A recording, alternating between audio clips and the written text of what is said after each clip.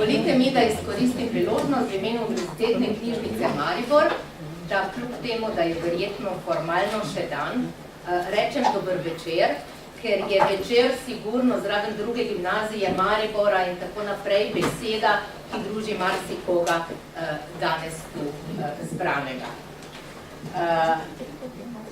Dosti površin v knjižnicah zasedajo knjige.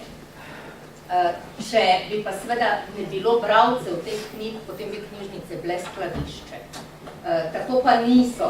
Da bralci pridejo, spoznajo knjige, živijo s knjigami, so zaslužne seveda tudi predstavitve knjig, ki so v Univerzitetni knjižnici Maribor stalnica in pred več kot 2 letoma smo te predstavitve preprosto poimenovali zasedanja s knjigami.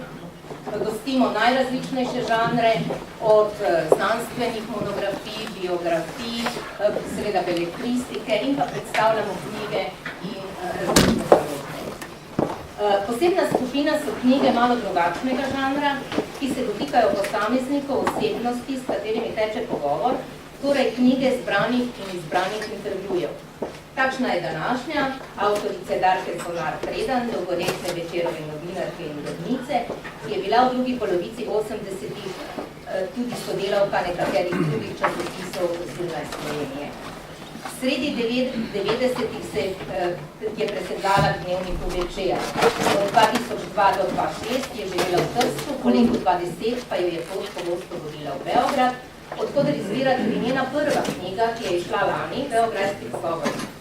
Ker so izidi knjig v obratnem vrstnem redu z osebno biografijo avtorice, pa danes predstavljamo njeno drugo knjigo, Tržaški pogovori.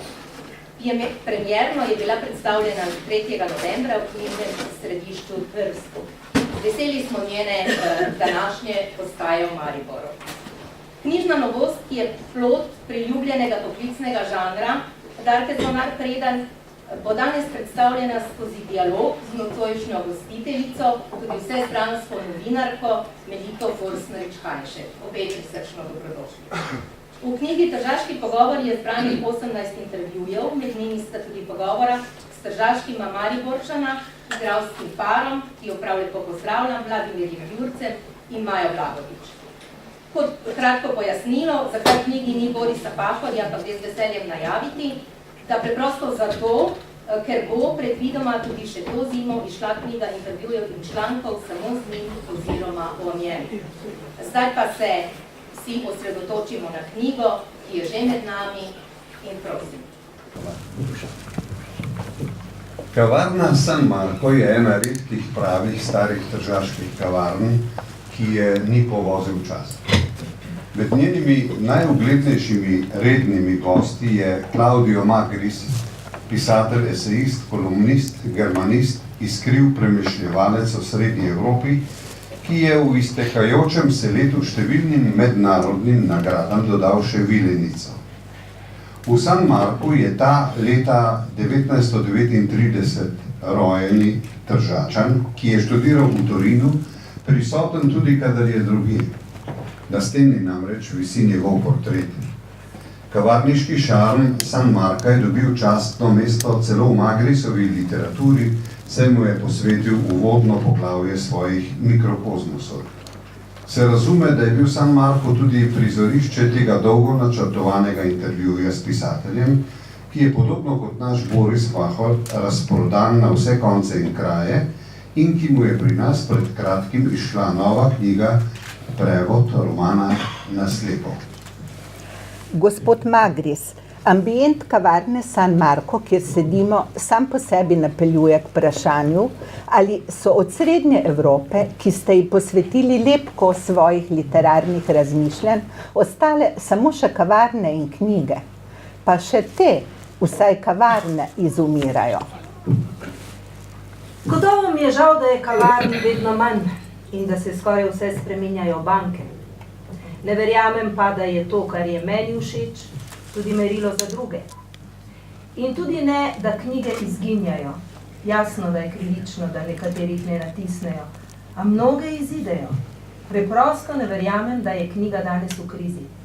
V knjigarnah je ogromno knjig, ki jih nismo prebrali, tudi prevodov izdanih dežel. Ne, v tem pogledu res nisem pesimist. Pa bralci, ali je tudi teh dovolj? Tega ne vem, res ne. Ko sem se učil na univerzi, sem videl, da se število prebranih knjig zmanjšuje. Vsekakor so študentje pred 20-30 leti več brali. In to je edino merilo, s katerim lahko postrežem. Po drugi strani pa mislim, da založniki, če natisnejo toliko knjig, tega najbrž ne delajo, da bi bili všeč Bogu. To verjetno pomeni, da te knjige nekdo kupuje. Problem je po mojem to, da je toliko neprodanih knjig, ki fizično jemljajo prostor. S težavami se še posebno srečujejo majhne založbe. Zase lahko rečem, da sem zadovoljen, ker toliko objavljam tudi v svetu. Recimo, roman Na slepo je šel v korejskem in turškem prevodu. In to kljub temu, da nisem kakšna slavna osebnost. Prosim. Ne gre za lažno skromnost. Slaven je recimo Umberto Eco. Ste gotovo najprepoznavnejši avtor italijanskega Trsta. To še ne pomeni, da sem slaven na svetovni ravni. Sicer pa sem nekoč v neki polemiki z ljudmi, ki zagovarjajo samo domače pisatelje, tiste iz svojega kraja, rekel, da bi moral potem jaz, ki sem se tukaj rodil na San Marku v ulici Ronco, prebirati samo sebe, ker drugih pisateljev v tej četrti, kolikor vem, ni. Trst vas je seveda oblikoval kot človeka in kot pisatelja. Gotovo, v obeh pogledih. Oblikoval me je v smislu fantazije, čustev, odnosa do pokrajine, vprašanja meje in odnosov med kulturami. A oblikoval me je tudi Torino, kjer sem nekaj časa živel. Dal mi je intelektualno disciplino, zanimanje za zgodovinska in politična vprašanja, primerjavo z modernostjo, z vsemi problemi sodobnega časa. Dal mi je tudi intelektualno svobodo, da sem lahko pisal o Trstu. Človek se spreminja in s tem tudi njegov odnos do identitete, lastne in tuje. Kako ste se spreminjali vi in kako vaš odnos do slovenske identitete, ki je del Trsta? Hotel bi poudariti, da človek nima samo ene identitete. Identiteta ni le nacionalna, politična, ampak je tudi kulturna, seksualna, da ne naštevam dalje. Vsekakor po mojem nacionalna identiteta ni najpomembnejša. Tudi za pripadnika manjšinskega naroda ne? Poglejte, osebnostno sem prav gotovo bližji nekemu liberalcu iz Urugvaja kot fašistu iz Trsta. Torej bi govoril o identitetah v množini in ne v ednini. Tudi je res, da se vse te identitete ne spreminjajo hkrati. Človek lahko ima politično identiteto, ki se korenito spreminja. Pomislimo samo na velike bivše komuniste.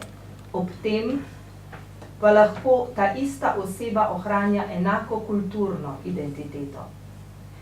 Ali pa se mu kulturna identiteta spreminja, medtem ko politična ostaja enaka. Zelo prav ste povedali, da se identitete spreminjajo. Moj prijatelj Roberto Toscano, zdaj ambasador v New Delhiju, je dobro rekel, da identitet ni mogoče posneti, ker se premikajo, spreminjajo. Skratka, kot sem že rekel, nacionalna identiteta ni najpomembnejša, niti za ogrožene manjšine ne. Seveda v posebnih razmerah, ko je ogrožena, ta identiteta lahko postane najpomembnejša stvar na svetu. Na enak način, kot postane za bolnika, ki je recimo bolan na jetrih, ta bolezen najpomembnejše vprašanje, čeprav si tega ne bi smel dovoliti. Narodnost in bolezen, zanimiva primerjava. Obstaja krasna misel, izrekel jo je Česlav Miloš, oziroma njegov stric, v zelo hudem trenutku za poljski narod. Ko je tvoja narodnost ogrožena, se moraš bojevati, da jo ščitiš, veruješ, vendar ne sme postati tvoja prva, najpomembnejša vrednota. Prva vrednota je, da si človek, šele druga, da si Poljak. Seveda je vse to reči človeku, ki ni nikoli trpel, nikoli bil ogrožen, zelo enostavno pripovedovati. V trenutku pa, ko je tvoja narodnost ogrožena, je nevarnost, da postaneš nacionalist, utemeljena, upravičena. In tega ne more kritizirati nekdo, ki tega ni doživel. Tako kot jaz ne morem prepovedovati bolniku, naj ne misli na svojo bolezen, preveč enostavno bi bilo. Ni še prav dolgo, kar sem prebral v tem smislu odlično knjigo nekega karibskega pisatelja, potomca suženjskih črncev, ki ni nikoli dovolil, da bi ta njegova preteklost prevladovala. Če žrtev hoče, da bi krvnikov potomec prosil odpuščanja, to zanjo ne sme biti najpomembnejše vprašanje. Seveda pa se mora potomec zavedati, da so njegovi predniki storili nekaj hudega. Lepa aluzija na tržaško preteklost. Naj ponovim vprašanje. Kako se je spreminjal oziroma zorel vaš odnos do slovenske identitete v Trstu? Naj začnem z najbolj enostavnim odgovorom z vrednoto srečevanja slovenskega sveta. Tu je gotovo šlo za zorenje, rast. Drža družine, v kateri sem odraščal, ni bila nacionalistična, italijanska, nasprotno. Oče, ki mu veliko dolgujem, je bil antinacionalist. Vendar ni šlo za pravo spoznavanje slovenstva, slovenske identitete. Kadar so se pojavili kakšni konkretni problemi, na primer netolerantno obnašanje do Slovencev ali pa zahteve slovenske manjšine po šolah, sem podprl Slovence. Drugače pa me je to le malo zanimalo. Tudi to ni bil del mojega sveta in nanj sem le malo mislil. Ob tem morate vedeti, da je moja družina, kar zadeva odnos do slovenske manjšine, pripadala boljšemu delu italijanskega sveta. Recimo ob demonstracijah proti sloviti pivovarni Pepi, katere lastniki so bili Slovenci, je moj oče stopil v bran pivovarni. Vendar je bilo moje poznavanje teh problemov skromno in nisem kaj dosti razmišljal o njih. Pozno sem izvedel za nekatere stvari, recimo za kalvarijo tržaškega slovenskega duhovnika, gospoda Jakoba Ukmarja. Skratka, obstajala je določena razdalja na način, pustimo to, s tem se bomo ukvarjali jutri.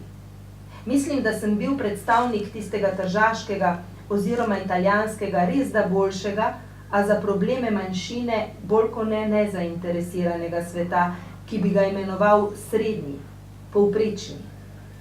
Mediokriteta je bila že v tem, da je, tudi če nismo podlegli nekorektnim predsodkom, spoznanje prišlo pozno.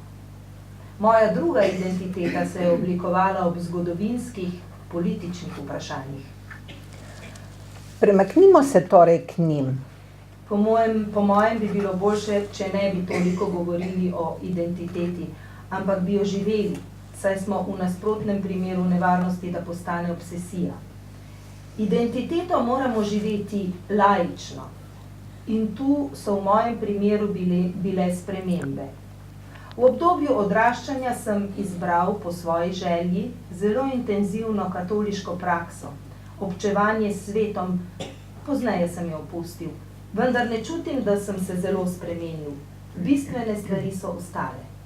Res se je spremenila moja kulturna identiteta, medtem sem spoznal druge kulture. Tudi moje pisanje se je spremenilo. Naredil sem prehod od esejistike do fikcije in v zadnjem času postaja v mojem pisanju pomembnejša temačna, če hočete nočna stran, kar je precejšnja sprememba.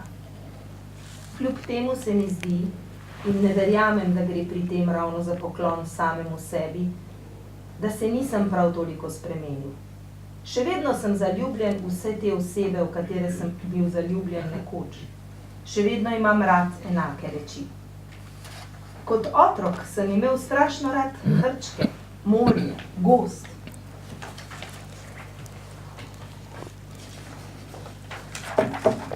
Zdaj bom šel v Peru in srečal svojo mladostno ljubezen, ki je nisem videl od leta 1961.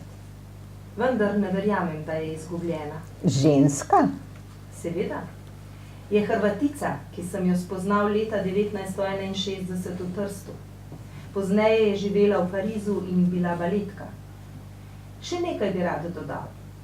Vsa velika vprašanja, ki sem si jih zastavljal pri 15, 16, so še vedno tu. Politična, o odnosu do komunizma, vere, etike. Tudi ni nobene knjige, ki sem jo nekoč ljubil, pa je zdaj ne bi več maral. Enako velja za odnos do narave, pokrajine. Kvečemu se je vse to še razširilo, obogatelo. Na srečo smo v tem pogledu lahko poligramni ali poliandrični. Vsekakor zdaj čutim, da se nekaj spreminja. Ne znam dobro definirati kaj. Morda je ozaveščenost tega, da se staram in da je dejstvo, da vedno lažje sobivam z nepopolnostjo. Vedno manj me moti. Tudi nekakšno dvojnost, za katero ne vem, odkot prihaja, občutim. Morda gre za neke vrste obrambo, kot da živim dvojno življenje. Ko predstavljam svoje knjige, se mi namreč zdi, da sem tajnik samega sebe. Enako se mi dogaja, ko sprejemam kakšno nagrado, kot da nisem popolnoma tam. Ko pa mi prekriža pot resničnost, življenje samo, ko se zaljubim v koga, ki ga srečam recimo na knjižnem sejmu v Frankfurtu, ali ko se prepiram s svojim sinom, v tem primeru nisem tajnik samega sebe, marveč sem zares tam. In kako se je med tem spremenil Trst? Seveda se je spremenil v dobrem in slabem. Postal je manj kritično, manj občutljivo mesto, manj bogato s sugestijami, z manj kulture, a bolj normalno. Res ne ponuja več vse tiste protislovne velike literature, mejne literature, literature, ki zanika svojega soseda, Italijan, Slovenca. Je pa mesto, kjer se dosti boljše živi. Tudi v odnosu Italijanov do Slovencev se je veliko spremenilo. Že samo na simbolni ravni. Ko denimo župan Trsta, ki ni naprednjak, izjavi, da je Boris Pahor naš pisatelj, ali ko objavi časnik Il Piccolo Pahorjev članek o fojbah, so to velike spremembe. Dobro večer. Najprej se vsem opravičujem za tale vskok. Upam, da bom uglednega pisatelja in prijatelja kolikor toliko lahko nadomestila. Je pa absolutno, kot se vsi strinjate, nenadomestljiv, tako da bo to pač nek drug približek. Torej, najprej se vsem trem zahvaljujem za ta res žlahten in medias res, ki ga moram reči, da niti jaz nisem pričakovala. O njem sem brala, Darka je pripovedovala o vaši v bistvu prvi tej predstavi 3. novembra v Tržaškem književnem središču, sem prav povedala, ne, Lali? Kjer ste imeli množično publiko in kjer ste prvič takole nastopali, kot je danes tukaj pred mariborsko publiko. Moram pa najprej, seveda sem vsakim od vas na nek način povezana, zlasti tudi z Majo, zdaj, če smo že v Prodomo druščini, naj mi oprostijo, ker tam vidim našega profesorja glasbe, se spominjam najinega petja v pevskem zboru 2. gimnazije, tako da upam, da vas tem preveč ne zamarjam na začetku. Uglašenega. Izjemno. Je pa o najini zvezi z Darko, pa mislim tako, da ni treba pripovedovati mariborski publiki, verjetno. Se pa moram res začeti malce, mogoče nostalgično, mogoče celo malce z bolečino, ker ko vidim Darko in berem te njene vrstice in te njene intervjuje in zlasti iz ust, ko poslušam, ko to bereta žlahtna igralca, prava profesionalca, se zavem, v bistvu, me res pograbi bolečina za nekimi časi novinarstva, ki ga definitivno mislim, da več ni in da bo, mogoče se sliši malce neskromno, ampak z našim odhodom generacije 50 in nekaj, mislim, da se bo mislim, da se bo to novinarstvo definitivno končalo in ob tem čutim res bolečino in neizmerno žalost. Ker danes vemo, da je vse bolj na hitro in fast in ne tako poglobljeno. Kar je najpomembnejše je to, da Darka dokazuje zdaj že z drugo knjigo in presrečni smo, da je šla v penzijo in da je končno našla čas za to, da je zbrala te svoje žlahtne intervjuje. Pa še marsikaj ima na zalogi, vem. In dokazuje, ne, kako v bistvu je škoda pustiti tako žlahtne vsebine, da jih na koncu zavijemo časopis, ne, kot nam služi, da zavijamo solato ali da ga to so nam tudi včasih govorili, ne, da smo tako samo za podfikus. Skratka, Darka je prelisičila na nek način to z vknjiženjem in nekim novim življenjem, drugačnim življenjem te materije, je prelisičila to kratkotrajnost, to begotnost našega poklica, ampak kaj bi to govorila ob igralcih, ki sta tu ob meni, kaj bosta šele ona dva rekla, ne? Kaj pomeni kratkost, kratkotrajnost, hipnost, efemernost našega dela. Skratka, da ne bom predolga, Darka, ker se za novinarja spodobi, da postavlja predvsem vprašanja, bi te res za začetek mogoče malce izzvala, mogoče je ogromno v Magrisu raznih nastavkov, ampak vendarle mogoče za začetek tako malce šolsko vprašanje. Kako si ti teh 18 pogovorov razpetih med 2003 in 2012, kako si jih v bistvu, ker vem, da jih je bilo še bistveno več iz tvojega tržaškega obdobja, kako si se v bistvu odločala za prav ta imena, pri katerih pogrešamo seveda nekateri, zlasti Borisa Pahorja, ampak kako si se, v bistvu, po kakšnem ključu si se odločila za prav ta izbor? Ja, najprej naj se ti zahvalim, ne, za ta vskok. Mislim, da si prava oseba, ne. Mogoče bi že celo ti preden je Tone Partljič pač povedal, da ne more, rekla, ampak zaradi te osebne bližine nekako sem imela pač malo bojazni, da bi me spraševala preveč, ker preveč veš, bi lahko preveč spraševala v meni. Sem pa zelo vesela res, da si vskotila. Moram vam povedati, da je Melita prava oseba, da se pogovarja z menoj, kajti v letih od 2002 do 2006, ko sem jaz živela v Trstu, je bila Melita urednica kulture in jaz sem odšla v Trst po enem zelo zame prav žalostnem obdobju. Na Večeru so se začele dogajati neke pač zadeve, ki mi niti malo niso bile všeč. In ko sem odšla z možem, ki je šel pač takrat v diplomacijo, ravno zaradi teh dogodkov na Večeru, sem nekako si rekla, da jaz pa lahko tudi brez pisanja. In da bom ta 4 leta pač preživela v Trstu kot, nam je čisto besedno jemati kot gospodinja. Ampak potem sem tam spoznala toliko zanimivih ljudi, in toliko se je dogajalo, da nekako mi je bilo kar žal, da ne bi tega podelila s svojimi bralci, za katere sem upala, da me vsaj kdo tu in tam pogreša. In Melita je kot urednica kulture bila ta, ki je mi odprla prostor na Večeru, oziroma rekla, me je spodbujala, da naj pa vseeno začnem spet pisati. Tako da, in začela sem pisati najprej za Kulturo, potem pa še za Sobotno prilogo. Tako da si prava oseba, da se z menoj pogovarjaš. Ja, kako sem jih izbirala? Težko, vedno težko. Že pri prvi knjigi sem imela ta problem, seveda z ogromno ljudmi sem se pogovarjala, za veliko ljudi mi je žal, da jih ni tukaj. Nekako me je vodilo to, koga bralci poznajo že in bi se jim zdel zanimiv, in pa koga še ne poznajo, pa bi bil ravno zato, ker ima tako zanimivo življenjsko zgodbo, pa bi bilo zanimivo, da ga spoznajo, oziroma bi bilo prav, da ga spoznajo.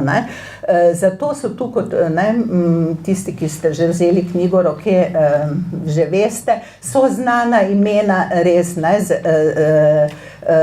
kulturnikov predvsem, ki jih vsi poznate, pa tudi manj znana imena, kot je recimo tedaj v tistem času dekan Ivo Panjek, Giovanni Panjek, dekan Tržaške ekonomske fakultete. Prvič se je zgodilo v tistem obdobju, da je bil dekan italijanske seveda fakultete Slovenec.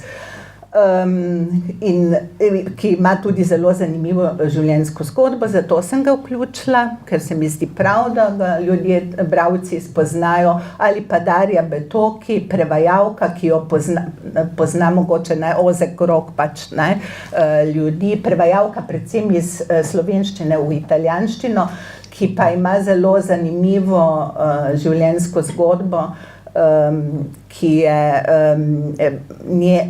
hči precej znanega italijanskega pesnika in pa Slovenke, tržaške Slovenke, hčerke velikega tigrovca Dorčeta Sardoča. In ta Dorče Sardoč, ta tigrovec, ki je dal strašne stvari skozi pod fašizmom in je bil celo obsojen v drugem tržaškem procesu na smrt, potem pa je bil pomiloščen, tako da so ga poslali v konfinacijo na Sicilijo oziroma na te Eolske otoke na Lipari in je tam preživel precej časa v konfinaciji. Ta tigrovec seveda, ko se je njegova hči poročila s tem Italijanom, pesnikom, ki je bil sicer širokega duha, ampak ta tigrovec nekako tega ni mogel pogoltniti, da ima hči Italijana in zato teh svojih dveh vnukov, te Darje Betoki in pa še enega sina je imela ta njegova hči, torej Darja enega brata, jo sploh ni hotel spoznati. In ko ona pripoveduje, kako je kot najstnica že šla po mestu in je srečala mamo z nekim gospodom, starejšim gospodom jo je videla in ko je prišla domov, je mamo vprašala, mama, s kom pa si bila, kdo pa je tisti mož, ki bil z tisto baretko, je mama rekla, to je bil tvoj dedek. Tako da to so takšne zgodbe, se mi zdi, da že zato si ta Darja Betoki zasluži, povrh vsega še kar počne za predstavitev slovenske kulture Italijanom, si zasluži, da je uvrščena tudi. Še kdo je takšen, so pa izostale, recimo izostala je prva žena Jožeta Pučnika, nje nisem uvrstila. Bi bilo mogoče Irena Žerjav, Žerjal ali Žerjav, kako se ne vem, Žerjal, nje nisem uvrstila, ker pač z njo nisem mogla narediti prav intervjuje, vprašanje, odgovori, ker je tako nekako razpršeno govorila, da sem pol naredila v bistvu zgodbo o njej in potem pač ni našla prostora v tej knjigi. Ampak izbirala sem torej po tem ključu zanimivosti, pa po srcu, kdo mi je tudi pač nekako ljub. Lali in Maja pa sta se znašla v tej knjigi, seveda, kot mi se takrat nismo poznali, razen po tako, seveda sem jaz jo nadaleč poznala, ampak kljub temu, da smo vsi Mariborčani, se osebno nismo poznali, sta našla pa v tej knjigi zato pač, ker sta igralca slovenskega tržaškega gledališča, ki sta pustila na Tržaškem velik pečat, pa tudi zato seveda, ker je večer mariborski, izhaja v Mariboru in sem domnevala, da bo bralce zanimalo, kaj ta dva Mariborčana, ki jo je zaneslo v Trst, tako da sta bolj dolgo zdaj že v Trstu kot v Mariboru, kaj počneta in kako razmišljata o nekaterih stvareh in kako gledata tudi, recimo Lali tudi govori v tem intervjuju, kako gleda na Maribor. Ampak če boste knjigo kupili ali pa si jo sposodili, jaz seveda ne vem za to, da si jo kupite, boste sami prebrali. Kolikor te poznam, Darka, nisi šla, se Trst nate, ko si prišla van, se je sicer seveda lepil na emocionalne plasti, ko si ga spoznavala. Seveda moramo povedati, da je za vse nas, da danes občudujemo te tvoje opuse iz posameznih območij, da je vso to geografija duhovna, kulturna pred nami, zaslužen Milan Predan. Ne? Moramo našega nekdanjega izvrstnega urednika in tudi direktorja naše hiše, mislim, da je to treba povedati in da vsi mi imamo veliko od njegove diplomatske službe in mislim, da je tudi ni prav, da ga nisem čisto prvega omenila, ker je čisto na začetku vsega in smo veseli in si zelo želimo, da boste še menjala še kakšne kraje, da bomo jih v tej obliki spremljali. Mislim, da smo to že rekli na beograjskih pogovorih no, ampak zakaj sem se, k sreči, da sem se zdaj spomnila na to in sem to krivico z začetka poravnala, da se mi zdi, da pri tebi, itak si nadpoprečno radovedna, radovednost je zagotovo najpomembnejša lastnost, ne samo novinarjev, mislim, da vseh nas, ker radovednost ponavadi prinese za sabo odprtost in seveda, kot si ti zmeraj mladim novinarjem govorila, da samo dober človek je lahko dober novinar, to sem si zapomnila od davnih let že. In se globoko vstekam, nekateri pa tega niso vzeli, res je. Žal, ja, ampak to je najbrž zgodba za kakšne druge kontekste. Ampak zakaj te to sprašujem? Zagotovo si res med nami absolutno največja mojstrica intervjuja, pa mislim, da je to res tudi izhaja ne samo iz tvojega znanja, ampak tudi iz tvoje izjemne značajske, neke te značajske konstituante, ali kako bi človek rekel, komponente, ki je verjetno najmočnejša, ta tvoja strašna empatija in ta tvoj res človek, ko ti se pogovarjaš s človekom, mislim, da takoj začuti ne samo to radovednost, o kateri smo najprej govorili, ampak tudi to neko res globoko empatičnost, neko izjemno sočutje in hkrati pa ne ta neka posladkana emocionalnost, ampak tudi velika poglobljenost, vedno se zelo, zelo dobro pripraviš in zakaj zdaj toliko nakladan, preden te vprašam. Zdi se mi, da si prišla na nek način pripravljena v Trst, da si ti en velikanski, mislim, da zelo veliko naslovov knjig, ki so povezane s Trstom. Mislim, da nisi v Trstu na ulicah spoznavala, da je Joyce živel tukaj, da si za Magrisa že davno vedela, da si tudi, mislim, da tudi za Lalija pa za Majo že vedela mnogo prej, da ste v Tržaškem teatru. Skratka, mogoče poveš res kaj o tem, kako si v bistvu, ker se čuti to neko res fino valovanje med tvojim čisto emocionalnim doživljanjem, senzitivnim doživljanjem mesta in pa zelo globokim poznavanjem vseh njegovih zanimivosti. Konec koncev gre za eno najbolj medkulturnih, najbolj večkulturnih. Konec koncev beremo ravno v tej tvoji knjigi tudi v enem od intervjujev, da ima Trst 7 pokopališč. Ne vem koliko cerkva. Hkrati pa je treba povedati, kako smo mi hodili v Trst nekoč in po kaj. Mogoče poveš kaj o tem. Kako se te je Trst dotikal od samega začetka? Res nisem šla nepripravljena. Mislim, vedela sem marsikaj, kar mogoče kdo, ki gre v Trst danes kot turist, ne ve. Ampak vseeno pa sem vedela veliko premalo, kot sem videla. Potem mogoče tudi je pač tako, da to, kar bereš, vseeno je fino, da preveriš v praksi. Na kraju samem. Eno je brati in drugo, da pa seveda sem prej veliko prebrala, pa je res tudi ti si mi, če se spomniš, si mi Tržaško knjigo oziroma si nama podarila. Kjer sem prebrala marsikaj zanimivega izpod peresa tržaških avtorjev. Tako da sem vedela celo recimo za Marico Nadlišek Bartol, sem že vedela, to malo ljudi ve. To je namreč Bartolova mama tega znanega avtorja Alamuta, ki je po krivici zamolčana, ne bom rekla ravno zamolčana, ampak premalo se ve o njej, ker je bila za tisti čas pomembna avtorica in tudi žurnalistka, urednica prve ženske slovenske revije. Slovenka se je imenovala, kako pa drugače, seveda v Trstu. Torej, to sem vedela, kar zadeva knjige in to. Ampak,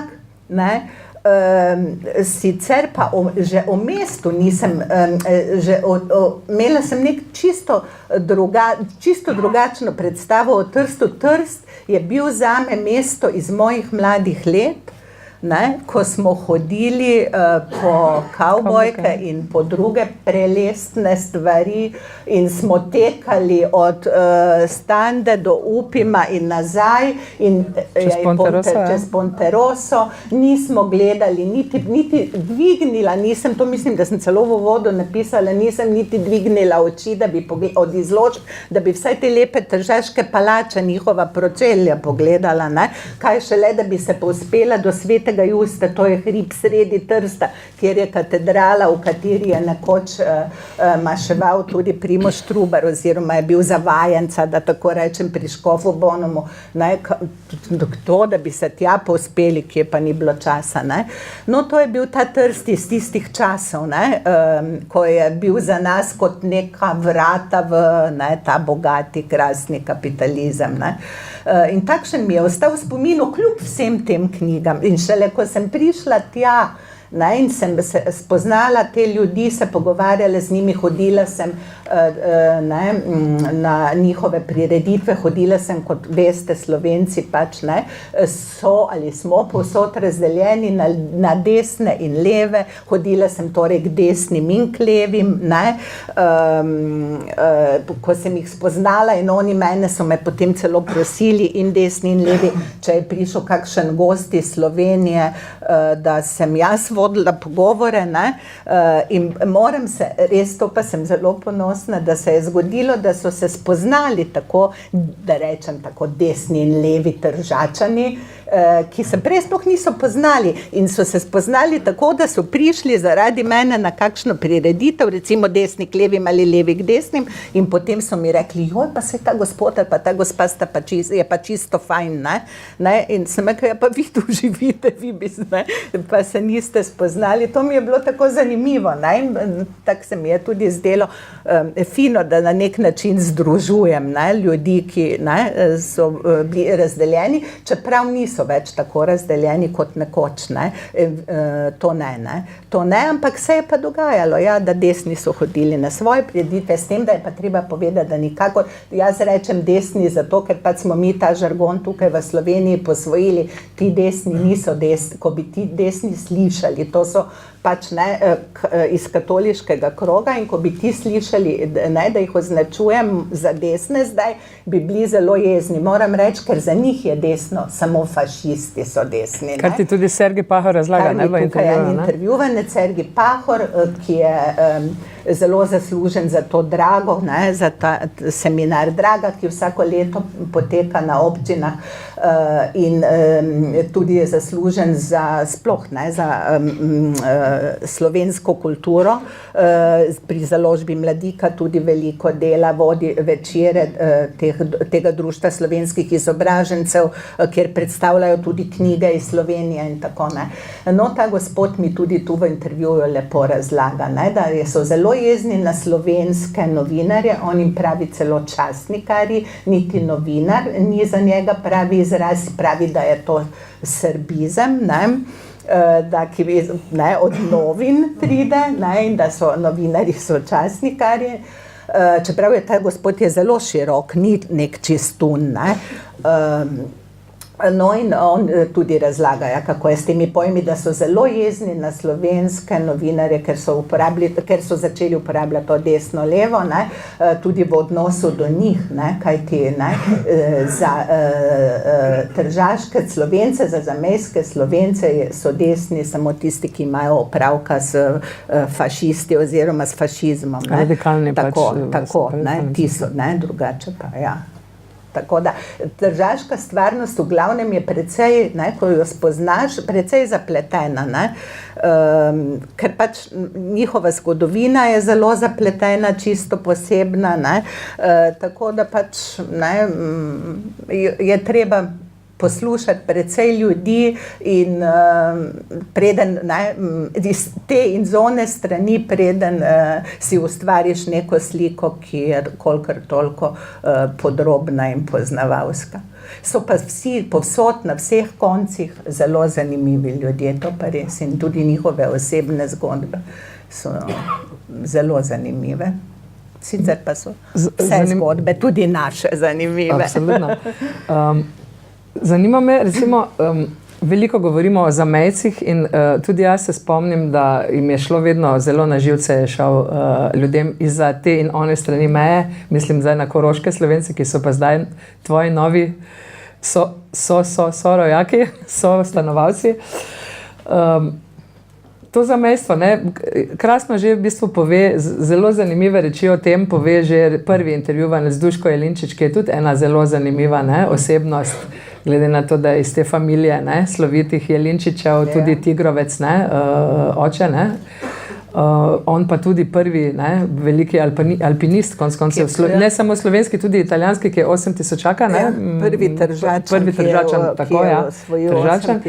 No in on pravi eno, se mi zdi zelo intrigantno misel, da so zamejci se zatekajo v to neko viktimizacijo, ne, da se skozi, ne, se počutijo, ne vem, nekako ogrožene, ne, jamrajoče, ne vem. No, tako jih pač on oceni. Kako se tebi zdi, kako si ti to zamejstvo tako zvano dojemala od blizu, glede na to, da si imela vpogled v skrivnost v teh letih, ne? Ja, mogoče tako na prvi pogled res, ne, ali pa na prvi prisluh, da tako rečem, čeprav to tako, kot da sem iz Sove zveni prisluh, ampak tako, ko slišiš... Interpol. Ja, dobro. Ko slišiš, ne, tako ja, pa to se nam dogaja, pa to, pa nihče nima posluha, to je res, ne, ampak ko pa pogledaš, ne, njihovo zgodovino, pa ne, kaj so vse skozi dali, ne, pa da so ti mlajši, ki tega niso doživeli, se mi zdi, kot da so to nekako z maternim mlekom pili, ne, in to na nek način to razumeš, ne, to, ne, tarnanje in ta občutek, da so žrtve, ne. Je pa res, ja, da je tega veliko med njimi in da se marsikdo tega ne zaveda. Dušan Jelinčič je eden od teh, ja, ki se zaveda, mogoče tudi zato, ker ni omejen samo na Trst, ne, ampak ne, hodi, potuje po celem svetu, prej je hodil z alpinisti, zdaj pač hodi tako. Je pa ta Dušan Jelinčič res zanimiv, ja, ne samo zato, ker je alpinist, pa ker je sin Tigrovca, je tudi bratranec Zmaga Jelinčiča. Plemenitega. Ja, tako da je zanimiv bil mi tudi po tej plati, ja. Mi je pa zanimiv, nihče ni popoln, res je. Razen tukaj prisotnih, dokler smo prisotni. Je pa mi zanimiva ta njegova zgodba, ne, on je bil zelo kritičen do svojih tržaških rojakov, ne, govoril je ravno o tem viktimizmu, o tem, kako se imajo radi za žrtve. Govoril pa je tudi o svoji osebni izkušnji, kako je on bil odpuščen z Primorskega dnevnika, ker je pač bila situacija, ne, takšna, da so pač sklenili, da ne morejo, ne, toliko novinarjev plačati in so nekateri odpustili in on je bil med njimi in potem, čeprav on pravi, ni delal najslabše, ne, nikakor in tudi ni bil najmanj priden, ne, prej je bil med bolj pridnimi, ne. Ampak dobro, no, to se je to dogajalo takrat, pri nas se dogaja to, ne, zdaj kdaj, ampak pustimo to. On je šel potem, ne, je bil brez dela in brez kruha, da tako rečem, in je šel prositi na Piccolo, na tržaški dnevnik, na italijanski Il Piccolo, če bi tam lahko pisal za njih, da bi kaj zaslužil, in so ga z veseljem sprejeli. In pa v Sloveniji, to so bila tista leta, ko je izhajal Slovenec, ne vem, če se še vi spomnite tega. On je, torej Dušan Jelinčič je, spet ta levičar, no bomo rekli, ne, z leve, to tako je sam rekel, jaz sem levičar in Slovenec, kljub temu, da je bil drugače usmerjen časopis, so me z veseljem, ne, najeli, vzeli, da sem pisal za njih kritike, ne, na Kulturi je delal njihovi, ne, intervjuje s kulturniki, tržaškimi, tako, ne. Torej, on je delal za italijanski Il Piccolo in za Slovenca, je rekel, in moji rojaki v manjšini, ne, so mi očitali, zdaj pa kar k Italijanom, ne, seveda, ne, Slovenec, pa kar k Italijanom, ne, in pa levičar, ja, seveda, pa zdaj pa katoliški Slovenec piše, ne, ni jim bilo prav, ne, torej moral bi umreti od lakote, kaj da bi jim bilo prav, ne. Lahko jaz nekaj dodam glede tega. No. Me zanima, jaz bi rad glede tega viktimizma dodal nekaj. Ja. Ne? To je pravzaprav ena zelo sprevržena, perverzna situacija. Ne? Ta viktimizem, ne? Da smo mi, to gre tako daleč, ne? Da je to alibi za nesposobnost, ne? In za inercijo na nek način. Ne? In jaz se tega ne bojim povedati, mi imamo trenutno zelo slabo, govorim mi, pač, ker tam na tistem teritoriju živim, zelo slabo politično vodstvo. Ne? In včasih so bili, recimo, kako je Darka rekla, razdeljeni, ne? Zdaj so pa enotni, ne? Ampak enotno ne delajo nič, oziroma delajo enako. Ne? In to je res ena zelo sprevržena situacija. Ne? Volitev že zelo dolgo ni bilo, ne? In tam, veste, v zamejstvu je prevladala na nek način laž. Ne? Edini časopis, ki izhaja dnevno, ne, je Primorski dnevnik in tam noter je veliko laži. Ne? Stvari so pač po nekem kurzu se tam piše. Ne? Predvsem je pa bistveno to, da na tak način proti Italijanom oziroma z Italijani ne dosežeš nič. Ne? Izkušnja, seveda, ki je dosti bolj krvava, je tirolska oziroma avstrijska, ne? Kjer so ob svojem času bili zelo, zelo glasni in so zahtevali in so tudi neke stvari dosegli. Zdaj ne bomo rekli, da zamejski Slovenci, tržaški Slovenci ali zamejski niso nič dosegli. Ne? Ampak, če bi človek pomislil, kaj vse bi lahko dosegli, pa niso. Ravno zaradi tega, ker nismo majhni, ne? In zdaj, če ti pristajaš na to majhnost, ne? Potem zmeraj, ko greš nekam, daješ vtis, da si majhen, se že malo bo zadosti. Ne? In to zelo navezuje recimo na Cankarjevo oznako hlapčevanja. Ne? Zato, ker imamo nekega gospodarja, ampak italijanska demokracija, kakršnakoli je, tudi sprevržena vse, ampak ena oblika demokracije je. In če ti tam nenehno, kot se reče zdaj v zamejskem dialektu, razbivaš jajca Italijanom, boš končno nekaj dosegel. Ne takoj, ampak dosegel boš. Ampak če tega ne počneš, če rečeš, če hočeš nekaj narediti ali pa kakšno akcijo, rečejo ne, ker to je v nasprotju z tistim splošnim kurzom. In potem bojo rekli, ne smemo mi pokazati Italijanom, da smo mi razdeljeni, da se, a razumete, kako je to na nek način vse sprevrženo? Je podobno tako, ko smo imeli v Jugoslaviji, ko če si ti komunistično stranko napadel, si nekoga osebno napadel, si ti celo stranko napadel. Ne? A veste, skratka, ne moreš odkrito o nekih stvarih povedati, debatirati, neko mrtvilo je. In to je čisto se kaže tudi v mladini, ki pač ni neke iniciative. Meni je Boris Kobale rekel, ki ga seveda verjetno vsi poznate, ko so bili oni v gimnaziji, so se tepli s fašisti s ketnami. Dobro, takih fašistov ni več, da bi se bilo treba s ketnami z njimi tep, se tudi ni treba.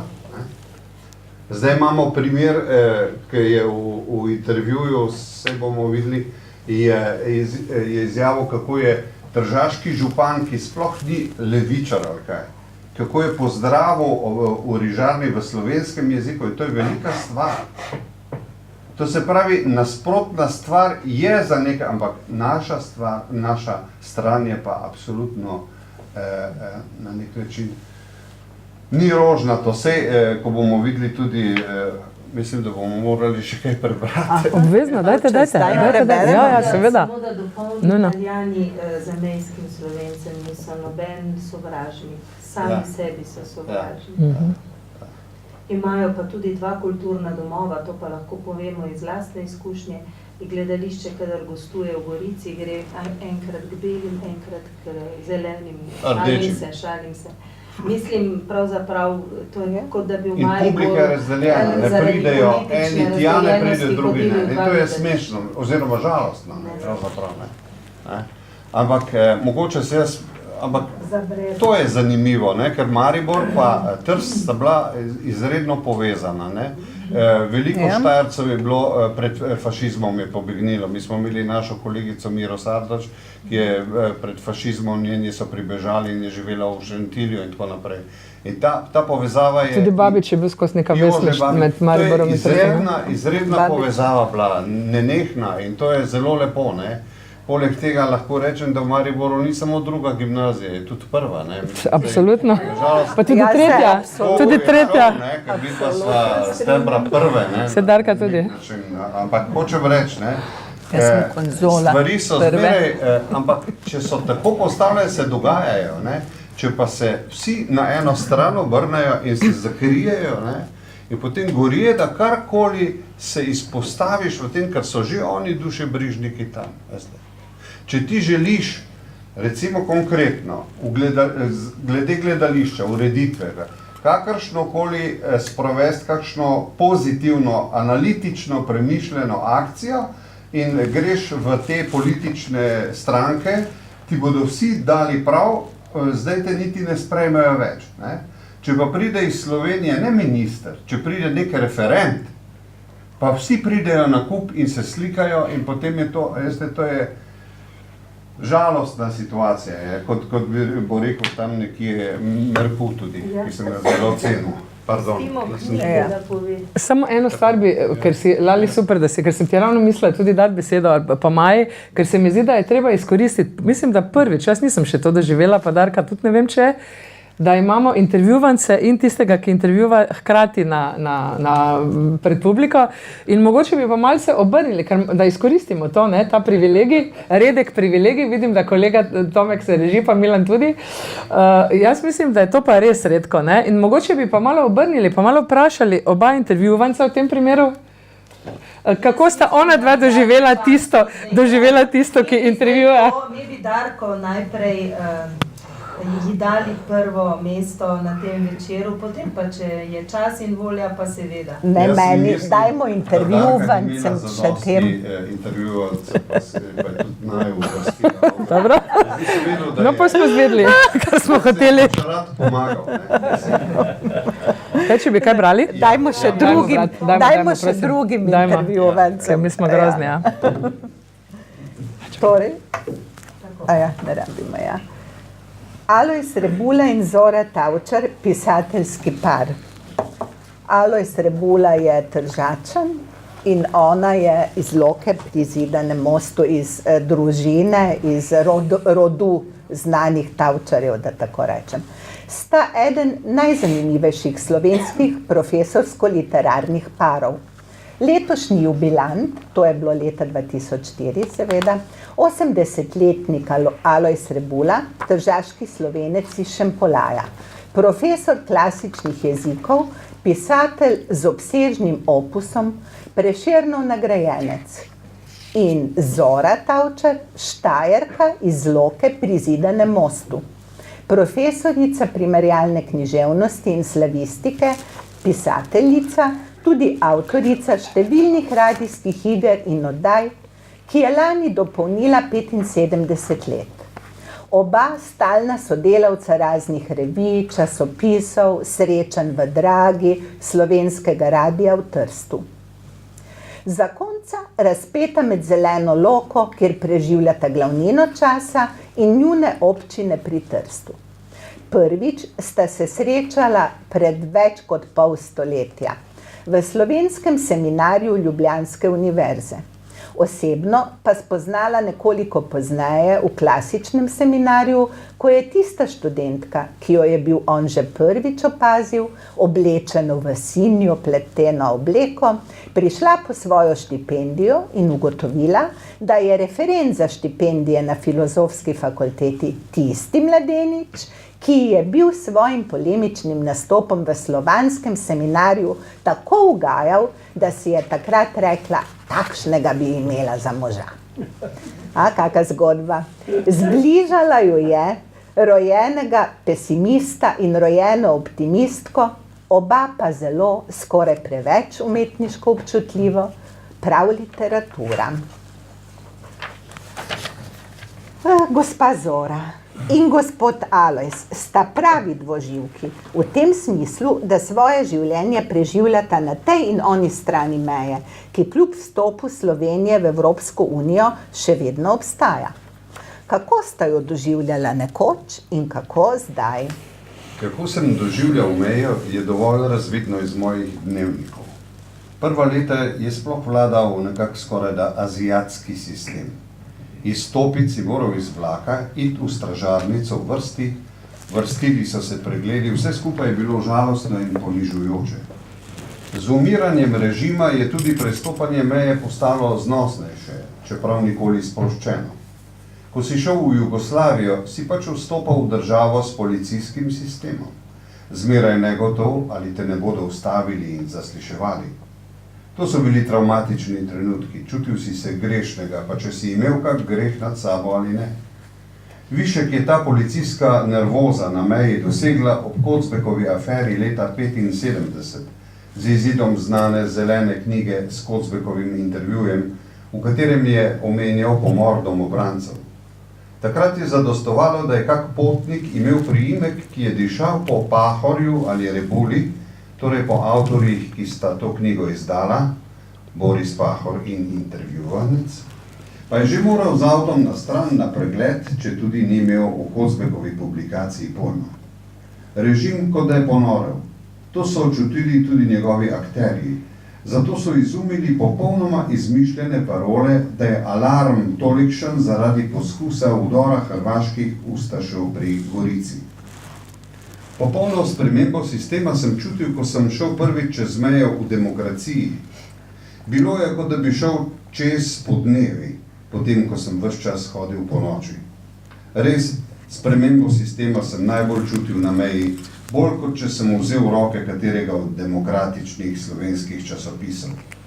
Ni bilo več živčnosti, strahu. Tudi z otroki smo doživljali bridke stvari. Dali so nas, na primer, z večernega vlaka in nas pustili do jutranjega v mrazu na postaji brez čakalnice.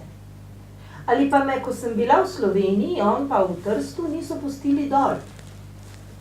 Nekoč se nisva videla od 3. meseca moje nosečnosti do takrat, ko je imel otrok 6 mesecev in je šla njegova mama na konzulat protestirati, da so mu potem dovolili gor in je končno videl otroka. No, teh epizod je bilo ogromno in jih ima verjetno vsak nekdanji jugoslovanski državljan, vključno s partijci. Vaš tržaški svet pa je bil najbrž svobodnejši. Tu je bil dejansko Zahod s svojo demokracijo in svobodo. Nekaj drugega pa je bilo seveda moje počutje člana slovenske narodne skupnosti. V tem pogledu sem se čutil manjšinca v boju za svojo ogroženo identiteto. Vendar nisem imel z italijanske strani nikoli v hiši enega samega obiska tajne policije, čeprav sem se notorično izpostavljal za slovenske stvari in bil celo kandidat na volitvah. S tem ni rečeno, da Italija nima svoje tajne policije, še kako jo ima, in pri njej so vsi lasje prešteti. Toda policija demokratične države me pušča pri miru in me zato ne briga. Nekaj drugega je policija policijske države, ki ti po noči hodi trkat na vrata, te zapira, te izsiljuje, na sodiščih diktira s sodnikom višino kazni. Vi, gospa Zora, pa ste seveda sledili možu. Bilo je nemalo ovir, ker mi v Italiji niso priznali diplome, sem jo morala na novo opraviti na Milanski univerzi. S tem sem dobila doktorski naziv in redno zaposlitev. Vajine izkušnje z udbo na tej in oni strani meje so znane. V tem kontekstu me zanima vajino mnenje o lustraciji. V Sloveniji je ni bilo. Mnenja o tem, ali je bilo to dobro ali slabo za slovensko demokracijo, pa so deljena. Vse obiske udbe sem si zapisoval in jih potem v svojih dnevnikih tudi objavil. Doslej z tiste strani ni bilo nobenega očitka, da bi si kaj izmišljal. To sem počel, da ne bi bilo skrivnosti, o čem smo se pogovarjali. Nisem revanšist, ampak sem bil vseeno prepričan, ko so na Češkem dostop na odgovorna mesta vsem bivšim članom tajne policije in prostovoljnim konfidentom prepovedali. Mislim, da je to najmanj, kar bi nova demokratična država morala uzakoniti. Znano je, da so bile nekatere demokratične osebnosti kot dr. Bučar in profesor Peterle proti ilustraciji. Če sem prav obveščen, se Peterle lahko pohvali, da ni odpustil niti tajnice prejšnjega komunističnega premijeja. Kot kristjan je ravnal vzorno, kot državljan bi morda lahko bil zahtevnejši. Sam se z ilustracijo nisem ukvarjal, ne vem, koliko je zalegla na Češkem, ker so se menda veliki ilustriranci vrgli na kapitalsko področje. V Sloveniji je prišlo do tega brez vsake ilustracije in bi verjetno prišlo tudi z njo. Kapital je šel v roke dedičev partije in Udbe, torej ljudi, katerih deklarirani nazor je bil boj proti kapitalu. V tem vidim žalostno perverznost, ki meče svojevrstno luč na ves naš tudi predvojni komunizem, se izziva vprašanje, ali je bil med komunisti sploh kak resnični komunist, ali pa je bil Marks samo pretveza za oblast. Povedali so mi, da sem na Udbanetu. Moj mož se je zelo začudil, češ. Jaz sem imel toliko opravka z Udbo, o njej sem pisal, na seznamu si pa ti. Tedaj sem se razjezila in začela pisati Zoranet. Te naše grozne spomine na čas, ko nas je spremljala Udba. Predlagala sem Mladiki, da bi jih izdala, a so nekateri v uredništvu rekli, da bi to koga prizadelo. Prav, če se komu zdi, da je prezgodaj, jih bom pač napisala zase, tako da bo vse črno na belem. In zdaj se mi poraja vprašanje, če bi hoteli na Slovenskem izpeljati ilustracijo, koga bi postavili v vrsto? Se vidite, kako se bivši levijo, menjajo stranke, skačejo kot bolhe z enega na drugega psa. Gre za to, ali so bili ali niso bili. Na Udbanetu sem našel vsaj dva človeka, ki absolutno ne spadata tja. Prijatelja Franca Jezo, emigranta, strastnega protikomunista in borca za slovensko državo, in dr. Antona Kacina, kremenitega kristjana, skalnatega človeka. Pa bi lahko navedel še koga. Skratka, na seznamu imaš kup čistih ljudi, pogrešaš pa tipe, ki so bili notorični konfidenti Udbe. Teh tam ni, tako da je to nezanesljiva zadeva. Ko gledaš ljudi, za katere se ve, kaj so bili, zdaj pa sedijo na mestih, kjer v demokratični ureditvi sploh ne bi smeli sedeti, si misliš, lustracija bi bila dobra, toda kdo bi si upal to narediti in reči, da so komunisti, ki so bili visoko na položajih, da ne smejo biti na takih mestih in celo držati ves denar v svojih rokah. Tudi se mi ne zdi prav, da je kakšen bivši član CK-ja poslanec v Štrasburgu. Vrnimo se k Trstu, za katerega se zdi, da ga ima Zora Tavčar, priseljenka, raje kot Alojz Rebula domačin. Sta zaskrbljena nad usodo slovenske narodne skupnosti na Tržaškem? Mislita, da bi bilo mogoče njen nerazvoj zasukati v drugo smer, ali pa gre za neko neizbežnost, usojenost? Ko sem prišla v Trst, sem prišla v neko zame, tako sem čutila, odrešujočo demokracijo. In prav, čeprav se bo moj mož zdaj delal norca, za moje takratne pojme velemesto. Še zdaj se mi zdi krasno, da lahko živim v Trstu in gledam Slovenijo, ki jo imam sicer zelo rada in vse njene majhnosti oddaleč, iz velikega sveta. Tu ti je bilo vsa ta leta dosegljivo vse. Lahko si bral časopise z vsega sveta, in to sem tudi počela in še počnem, da sem informirana. In potem znam stehtati majhno slovensko situacijo, tudi odpuščati, tudi razumeti, videti naprej. Poleg tega uživam, ko hodim skozi mesto, kjer imaš na stotine trgovin, od teh, ki jih imajo Kitajci, z ljubkimi stvarmi za malo denarja, do elegantnih, dragih butikov. Pa morje, ki ga neskončno ljubim. Včasih, ko grem po opravkih v Trst, skočim v taksi in prosim, da me zapelje počasi vzdolž obale, da se ga nagledam. Užitek je samozavestno se sprehajati po Trstu kot tržaški Slovenec in kulturnik. Trst je bil velik požiralnik slovenskega življa in zraven njegov sovražnik. Kar odprite telefonski imenik, koliko slovenskih priimkov je v njem kljub fašističnemu poitalijančevanju. Zato kakšne romantike meni to mesto ne vzbuja. Vrh tega sem rojen Kraševec, v krvi imam kraško naravo, na asfaltu se ne počutim dobro in Trst je mesto brez zelenja. Saj ne rečem, pol svojih romanov sem lokaliziral v Trst, da pa bi mi vzbujal posebna čustva, to ne. Čeprav tudi ne sodim med pisce, ki so smrtno sovražili svoja mesta. Govoriti o kakšni slovenski prihodnosti v Trstu pa je težko. Predvsem je tu tragično dejstvo naše demografske depresije, naše biološke jalovosti. Če pa ni Slovencev, tudi slovenska kultura nima kaj početi. Tega problema levica sploh ne čuti, kakor ga ne čuti niti v Sloveniji, ampak vsaj tukaj bi ga morala čutiti, a ga ne. Dosti večji narodi to čutijo. Vzemite nedavno izjavo nemškega kanclerja, da je brez otrok Nemčija brez prihodnosti. In to 80-milijonska Nemčija. Naš Primorski dnevnik, ki je bil agenturni list ljubljanskega režima, pa je ne tako davno tega propagiral kontracepcijo. Bil je proti temu, da bi Slovenci imeli več otrok. Moj mož vidi usodo slovenske narodne skupnosti, predvsem tem, da bi bilo več otrok. Saj lepo je, da so otroci, to da nič ne pomaga, če tisti, ki so v šoli, ne dobivajo narodnostne vzgoje.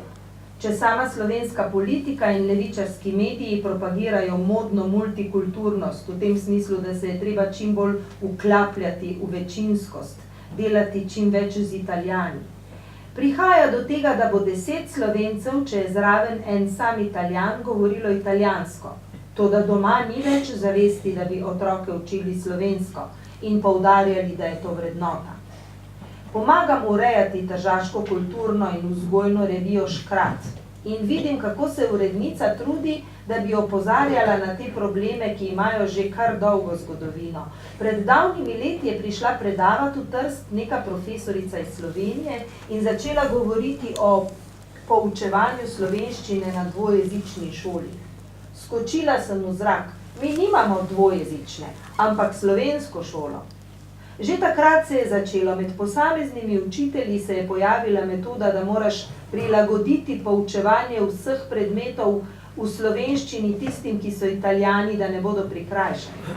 Razjezila sem se in takoj začela pisati članke, da smo slovenski učitelji tu zato, da vzgajamo naše otroke, če dajo v našo šolo svoje otroke starši iz dvojezičnih zakonov, jih dajo zato, da jih naučimo slovensko, ne pa da potem ne znajo ne enega, ne drugega.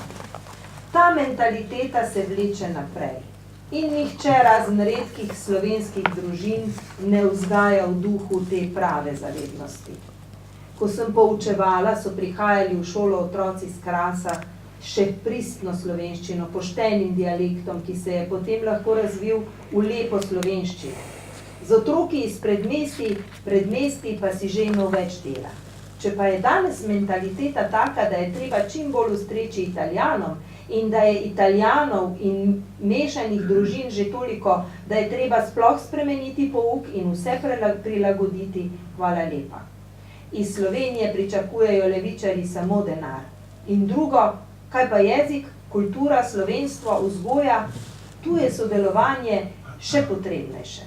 Poglejte samo mrtvilo na levičarski strani, potem ko so imeli pod prejšnjim režimom milijarde in milijarde. Danes je tu edina slovenska založba, ki res dela, Katoliška mladika. Poglejte, koliko knjig so izdali, zdaj pa se celo pojavljajo očitki, da ta stran krade avtorje levici, ker je bila mladika pač pripravljena izdati pesmi Miroslavu Košuti. Zanimivo je vaše poudarjanje, da je protiasimilacijski okop, ki najdlje zdrži, praviloma katoliški. V tej misli me je napeljal zgled slovenstva v Ameriki. Ne samo v Argentini z njenim znanim znamenitim čudežem, ampak tudi v Združenih državah in v Kanadi. Dovolj je, da pogledate po površini tisk, podporna društva, družabnost. Vse to je skoraj izključno v režiji cerkvenih organizacij, tako da če ukineš katoliško prisotnost, dejansko zbrišeš slovenstvo. Slovenska izseljenska matica je zmeraj imela zadosti denarja, da je lahko skrbela za levičarski del. In to so tudi marsikdaj naredili, a tja so pošiljali predvsem svoje ljudi iz Slovenije. Vendar Amerika nima nobenega levičarskega slovenskega lista, nobene publikacije. To je res, niti kulturnih domov, skoraj vse so zgradile katoliške skupnosti. Alojz Rebula, katoliški pisatelj. Zora Tavčar, poetična realistka. Kako gledate na ti dve oznaki, ki sta se vaju prijeli? Za vas, gospod Rebula, vem, da ne marate, citiram zdaj vas, onegavljanja s krščanskim in katoliškim. Katoliški pisatelj mi ni všeč v dveh pogledih. Prvič, nikdar se ne predstavljam kot pisatelj, ampak samo kot srednješolski profesor klasičnih jezikov. Drugič, oznaka katoliški me niti malo ne spravlja v zadrego, če sem v intervjuju, iz katerega citirate, reagiral, sem zato, ker sem imel vtis, da jemlje katolištvo kot nekaj izjemnega, kakor da je katoliški pisatelj v Sloveniji neka čudna, redka žival. Za božjo voljo, po tolikih stoletjih katolištva, potem, ko je bila naša kultura večinoma katoliška, naj bi bil katoličan kar naenkrat nekaj izjemnega, čudaškega, ekstravagantnega, eksotičnega. Pisatelj je pisatelj. Zakaj pa ne rečejo komunistični pisatelj, socialistični pisatelj, katoliški pa? Zato, da dajo pečat, da bi s predznakom križa koga odvrnili od branja. Seveda pa ne moreva posploševati, kot da to velja za vse. Na vse zadnje sta mi Feri Horvat, nekdanji komunist, in Janez Drnovšek poslala ob 80-letnici čestitki, napisani osebno s stilom, da sem bil prav presenečen. V slovenskem prostoru pa ti takšna oznaka vseeno nekaj jemlje. Ker bo polovica ali 3/4 ljudi reklo, kaj bomo brali te pobožne stvari. Spomnim se, da sem nekoč predstavljala 2 literata na radiju in eden od njiju je dejal: Rebulovi, ki ste katoliška familija, kar poskočila sem. A veš kaj, ne boš lepil etikete vsej družini na čelo. V familiji Rebula je 5 glav in vsaka misli po svoje. Oprostite, da vprašam, se vaš katolicizem razlikuje od moževega? Sem iz stare katoliške družine, nisem pa tako pobožna, kot bi moj mož rad. Zora je imela 2 strica duhovnika, jaz pa prihajam tako rekoč iz polpoganskega okolja. Pravzaprav si konvertit. Gospod Rebula, ta vaša najdba vere, ki vas je rešila pred depresijami, je res zavidanja vredna. Veste, vera je dar, nekomu dan, nekomu ne. Ne delam si iluzij o sebi, toda 50 let je že minilo, odkar nisem več videl psihiatra. Čeprav je moji ženi predtem rekel zdravnik, ta človek ne bo nikdar zdrav, kar je bilo res neetično od njega. No, pa se tudi zdravniki ga lomijo. Po vseh tistih boleznih sem v teh 50 letih napisal ne vem koliko knjig in imel sem ne vem koliko predavanj. No, samo ona dva pa zdaj živita v Sloveniji. Ja, v Loki, tam, kjer je ona doma. Če tu nadaljujemo, to me je zdaj spomnilo na leto 2012, ko smo šli skupaj, če se ne motim, boš me popravila, če se motim, v Loko pri Zidanem mostu, službenim avtom in s fotoreporterjem in sem delala jaz Nežo Maurer v domu za ostarele, ki si je Štajerska Gorenjka zbrala Loko pri Zidanem mostu za svoj dom počitka, ne bomo rekli zadnji, ker Neža še za svoj dobro dom drži. pred domom počitka. Ampak čisto blizu tistega gradu bilo eno tako grajsko poslopje, je pa bila ravno ta hiša, kamor si ti šla na ta intervju iz leta 12, z Zoro in z Rebulo. Samo z Rebulo. Oziroma tam samo z Rebulo. Ja, in si ga tudi... Tega sem delala na občinah. A to ni 2012 ni tisti? Z njima obema, tega, kar smo zdaj brali, sem delala. Na občinah, to vem, ampak tega iz 2012 pa je to, ko smo bili skupaj. In že takrat se spomnim, da sem te, ko smo šli nazaj, sem te spraševala, če primeraš, ne? To je zdaj 7 let, ne? Od prvega do tega. Ko beremo, se nam ne zdi, ne? Da je kakorkoli menjal stališča, da se je kakorkoli spremenil, vendar lepa si rekla, ne? Da je kar ta neki življenjski tonus, pa to pa malce peša. Ampak nekako se mi zdi, da napeljem zdaj mogoče še na nekaj, ne? Da imaš ti tudi izjemen smisel za starejšo populacijo. Ne?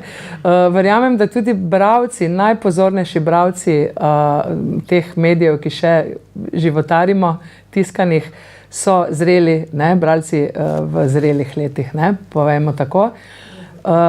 In zdi se mi, da je mogoče velja kaj o tem povedati, ne? Ravno na primeru Alojza Rebule pa tega, pa teh, v bistvu, ko nas sprašujejo, kateri intervjuvanci se nam zdijo v našem novinarskem življenju takšni, ki so nam ostali, nekateri so seveda tudi v knjigah in nekako smo jih že na ta način, smo jim neko drugo vrednost dali, ampak verjetno se bova strinjali, velikokrat smo se o tem pogovarjali, pa mogoče prav, da to celo z javnostjo deliva, ne?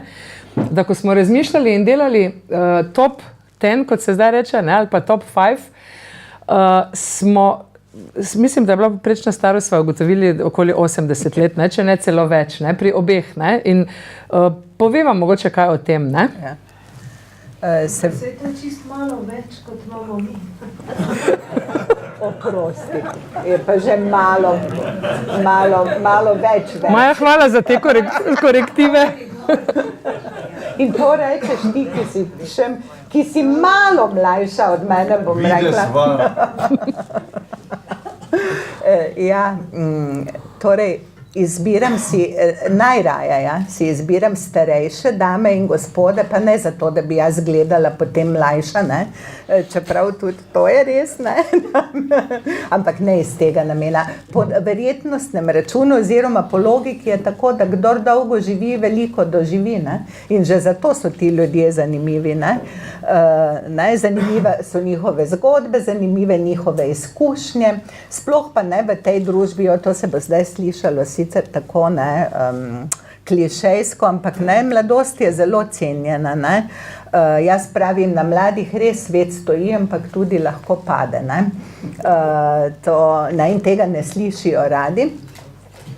Jaz imam rada zelo mlade ljudi, na vse zadnje imam sama tudi, ne, otroka in se družim tudi z njihovimi prijatelji, ampak to glorificiranje mladosti, ne, ki je pač prisotno, ne, se mi zdi, da tako kot nobena skrajnost tudi to ni dobro, ne. Ljudje v zrelih letih pač ne premorajo izkušnje in na osnovi teh izkušenj tudi modrost, seveda so tudi izjeme, ne. Ampak in se mi zdi vredno jim prisluhniti in zaradi njihovih zgodb in zaradi izkušenj in zaradi modrosti, ne. Za Borisa Pahorja, recimo, sem že tudi zapisala in vedno rečem, ko ga napadajo zaradi tega, pa onega rečem. On je že zaradi svojih let in tega, kar vse je v teh letih doživel, ne, si zasluži, da ga poslušamo, tudi ko se ne strinjamo z njim, ne, da mu tudi takrat prisluhnemo. Ne? Ampak verjetno se spomniš, kaj je rekel ravno ta isti Pahor v enem od intervjujev, je rekel, da edina lastnost, s katero na nek način se lahko zoperstavljaš tem našim slovenskim zablodam, je dolgoživost. Ne? Samo z dolgoživostjo lahko premagaš vse in to je sicer na nek način trpka ugotovitev, ne prav. Tako, ne? Saj on je lep, ne, lep zgled, ne, tega. V bistvu smo ga začeli spoštovati šele, ne. Ko je bil star tudi en intervjuvanec, mislim, da Miroslav Košuta reče, o tem govorim. 94 let je moral dočakati Boris Pahor, da ni za Ljubljano samo star nergač. Ne? Vse podobno zgodbo imamo v Mariboru z Leonom Štukljem. Ne? Zelo podobna zgodba je s Štukljem, ne? Kjer smo dolgoživo začeli spoštovati. Ne? Ja. Tako, ne? Ja. Zdaj pa, Darka, da malo še zaobrnemo proti tvojemu ta kompas v smer, kjer si danes, kjer si zadnja leta. Je že leta? 2 leti? 2 leti, ja, 2 leti. Ja. Zelo se mi posrečena zdel ta intervju Marija Mavra, glavnega urednika Mladike iz leta 2005, ki ti postavi, ker je takrat ravno tisto leto je bil Tišlerjev nagrajenec, ne? Se pravi, so ga koroški Slovenci Tržačana nagradili in ti on v bistvu ta most postavlja in ti si tako, če pozorno berem, pa dobro, zdaj sem malce našuntana od tega dejstva, da si v Celovcu, ampak vendarle se mi zdi to ena taka res zanimiva anticipacija tega, kar se ti zdaj dogaja, ne? Ja. In imaš tega Marija Mavra v posebnem spominu? Verjetno ja, ne? Ja, imam ga v posebnem spominu, zato, tudi zaradi tega, ja, ne, in moram reči, da je res nekako v življenju se potem naplete, tako da, ko sva se pogovarjala o tem, je on nenehno izpostavljal to Koroško, tudi zato, ker je on eden od tistih ljudi, ki so prepričani, da je treba, da se mora manjšina kjerkoli že je povezovati. Ne? In je on eden od pobudnikov za te primorsko-koroške dneve, ko pridejo vsako leto enkrat pridejo Primorci, torej Slovenci iz Italije, iz Trsta, iz Tržaškega in Goriškega na Koroško in tam predstavljajo svoje delo, svoje avtorje in potem obrnejo in pridejo Korošci na Tržaško in Goriško, tako da se spoznavajo in da te stike negujejo. In on je tudi takrat čutil potrebo, seveda še nisem vedela, da bom kdaj v Celovcu, ampak me je pa vedno to zamejstvo, da tako rečem, zanimalo. In on je izpostavil to, kako je na Koroškem jim še težje. To je primerjal z Benečijo, kjer so res podvrženi na asimilaciji. In na Koroškem je rekel, pa je še celo težje kot v Benečiji. In res, koroška zgodovina, to jo poznamo, vemo, kakšna je, in vemo, da tam je res bilo mogoče res še težje ohraniti to slovenstvo, ga obdržati se, izpostaviti kot Slovenec. In to tudi vidim danes, ko tako primerjam, vidim koliko recimo, da so za Tržaške zagotovo, vem, da so bolj navezani na Ljubljano, hodi mladina recimo študirati v Ljubljano, kar precej, medtem ko zelo malo koroških mladih ljudi se odloči za študij v Ljubljani. Če imajo v Gradcu slovenščino. Ja, pa na Dunaju. Ja, tako da. Nekaj pa tudi temperament, mediteranski ali pa ta alpski zakotnejši. Mogoče tudi. Pa to mi je zanimiva razlika, če bi me vprašala, kakšna je razlika med Korošci in pa Tržačani, najbrž pa Goričani niso kaj bistveno različni. Takšna, da recimo nogometna tekma, pa ne bom, se bati, nisem jaz neka taka fenica, da bom zdaj v nogometu 1 uro govorila, ampak ko je nogometna tekma, ko igrajo Italijani s komerkoli, recimo, da rečem na pamet, pa če bi igrali z Eskimi ali s Tanzanijo, bi tržaški Slovenci navijali za Eskime ali za Tanzanice, vedno proti Italiji. Medtem ko Korošci navijajo, ko igra avstrijska reprezentanca, navijajo za njo kot za njihovo. In moj mož ima tu eno zanimivo anekdoto, ki jo lahko sam pove, ko sta se pogovarjala s šoferjem da naši, kak je že bilo, naši so pa, ti kar ti povej. En dan po nekih tekmah kvalifikacijskih, jaz me nekam pelje in jaz pravim, kako so naši včeraj za nič igrali, katastrofa, pa on pravi, pa dobro, vse ni bilo tako slabo, pa ti ne bodo dali gola 5 tekem, pravi, pa ne vem, vse so dali 4, To je bila tista tekma, ker je Avstrija zmagala na Švedskem. Njihov pa zgubili 1-0. In še potem je kapljeno, da on govori o Avstriji, jaz pa o Sloveniji. Ja, on je govoril, šofer, ki je tržaški Slovenec, koroški Slovenec je govoril o naših kot o Avstriji, Milan pa o naših kot o Sloveniji, ne? In se seveda nista razumela. Ne? Ja, tako. Sam še nekaj, kako si spoznavala te inštitucije slovenstva? Ne? Zanimivo je, kaj vse se nam, ko pozorno beremo, in knjiga je res omogoča čisto drugačno zrenje na te tekste, ne? Vseeno vidiš res razliko med branjem tako sproti v časopisu pa zdaj. Se mi zdi, da je zelo zanimivo te inštitucije motriti. Skozi vsakega intervjuvanca spoznavamo eno ali celo več inštitucij. In če začnem tukaj s tema dvema našima žlahtnima igralcema, Stalno slovensko gledališče Trst, oziroma Maja mi je ravno kar rekla pred našim dogodkom, da je na svobodi, da ni več članica SSG-ja. Ampak če gremo skozi te inštitucije, pa Radio Trst A, če sem si prav zapomnila, pa je, ne vem, založništvo Tržaškega tiska, pa so večkrat omenjeni Primorski dnevnik, pa če malce zdaj te inštitucije potegnem na en skupni imenovalec, pa mogoče politične organizacije, katere imaš ti krovne, tale Pavšičeva slovenska kulturna gospod, SKGZ, SKGZ, pa SSO, pa mogoče res malce za nas, recimo neposvečene, ti si leto od blizu jemala na terenu, tako rekoč, pa nam mogoče malce tako didaktično, ali pa ti tak nisi nikoli čisto didaktična, ampak si vedno malo tudi zabavna, tako da mogoče vendarle, kako si ti jemala ob teh velikih osebnostih skozi čas, skozi Tržaški danes in včeraj tudi te inštitucije. Slovenske predvsem, ja, torej sta dve krovni organizaciji, leva in ne leva, bom tako rekla. Leva je Slovenska kulturno-gospodarska zveza, na njenem čelu je Rudi Pavšič in potem je Svet slovenskih organizacij, SSO. Takrat je bil Sergij Pahor, potem so se že menjali, da zdaj je že za Sergijem Pahorjem drugi se menjal predsednik.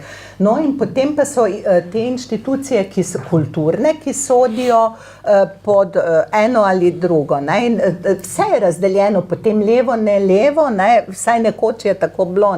In to je neka ostalina prejšnjega časa, prejšnjega režima, zgodovine tudi, tega, da je pač Jugoslavija režim je bil takšen, kot je bil in je podpiral je podpiral levo stran, druga stran pa je ta, tej drugi strani so krepitvi, so pa veliko prispevali begunci, ki so izpod režima, izpod komunizma pribežali v Trst. Mnogi so odšli naprej, to je precej podobno s Koroško, mnogi so odšli naprej po svetu, v Ameriko in drugam, mnogi pa so tudi ostali. In tudi ti begunci so potem z zavezniki sodelovali boljše, kot pa je sodelovala ta levica, ki jo je protežirala Jugoslavija, to seveda, zato, ker ta levica, ti partizani, ko so morali Trst zapustiti in so potem prišli zavezniki in, da rečem tako, zasedli, niso hoteli imeti nič z temi zavezniki, zavezniki so jim ponudili šolstvo, oni so rekli, ne, mi hočemo vse, da bomo mi res čisto glavni ali pa nič. In potem so pač vzeli nič in so se pa pojavili ti begunci iz Jugoslavije zaradi proti komunisti v glavnem, in so ti begunci so pa rekli, ki so pa bili seveda, je bilo precej intelektualcev, profesorjev med njimi, klasično izobraženih, in so ti potem zelo zaslužni bili za to, da se je slovensko šolstvo recimo vzpostavilo na Tržaškem. No, potem sta založbi, je založništvo Tržaškega tiska, ki je levo, in je Mladika, ki je ne leva, katoliška. In dejstvo je, da je ta nelevi del nekako, ker je bil ves čas deprivilegiran, da tako rečem, ni dobival nekih dotacij in to, je moral se na lastne sile upirati in je bil v mojem času vsaj bolj, ko sem jaz bila tam v Trstu, bolj dejaven kot pa ta levi del. Ne? Recimo ta nelevi del, ta katoliški del Društva slovenskih izobražencev ima vsak ponedeljek prireja večere. Ne? Levi del ima slovenski klub, ki pa tako, ne, se mu je zelo usipalo članstvo, občinstvo, vsak teden ni prirejal takrat večerov. Ne? Tudi založba Mladika je dosti več izdajala v tistem času, mislim, da še zdaj, čeprav se založništvo tržaškega tiska potem je malo pobralo, ampak Mladika je dosti več izdajala, celo svojo revijo izdaja, ne,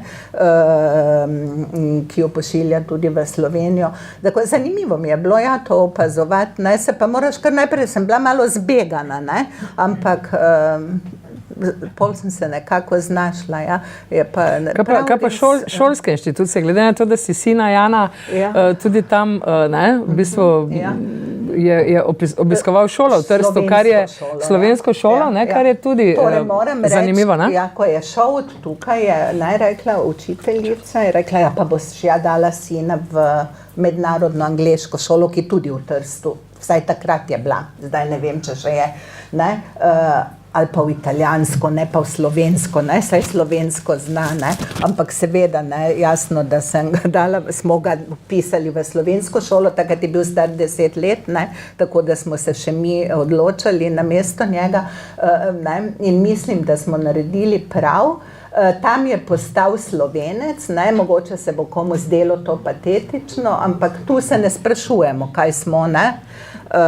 Tako, ne, tam v Trstu pa se že moraš kdaj vprašati, kaj si, ne, tudi jaz sem svoje slovenstvo malo preizprašala in ga malo utrdila, da tako rečem. On pa sploh, rada povem to anekdoto, bil je precej dober nogometaš in je enkrat igral nogomet na igrišču in je prišel nek Italijan, ki je očitno iskal mlade talente za svoje moštvo in mu je rekel, če bi on prišel igrati k njim, in je on rekel, kaj jaz, da bi šel k Italijanom igrati, jaz Slovenec, ne, tako, evo, to.